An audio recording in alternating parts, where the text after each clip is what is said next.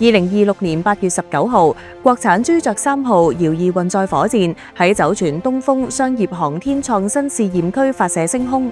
火箭一子級按預定程序成功着陸於甘肅省民勤縣朱雀3號着陸場坪。呢個係繼7月10號長征10號月運載火箭一子級海上網繫成功回收之後，中國喺重複使用運載火箭技術再一次重大突破，首次成功實施火箭一子級着陸腿方式陸地可控回收。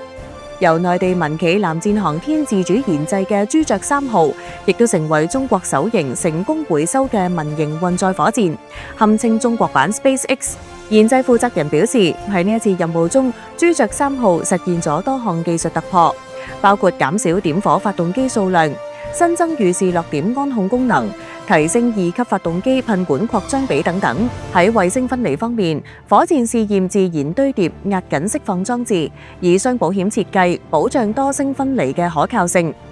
喺15.5開局之年，以衛星互聯網為代表嘅太空新質生產力，以重複使用火箭為代表嘅太空新質運力，係實現空天地海一體、通感算至融合嘅重要底座。從2023年8月朱雀3號立項到成功回收，藍箭航天僅用咗3年時間，意味住中國民營商業航天成功突破火箭回收技術，世界目光一同見證商業航天亂牙破土、創新求實嘅中國速度。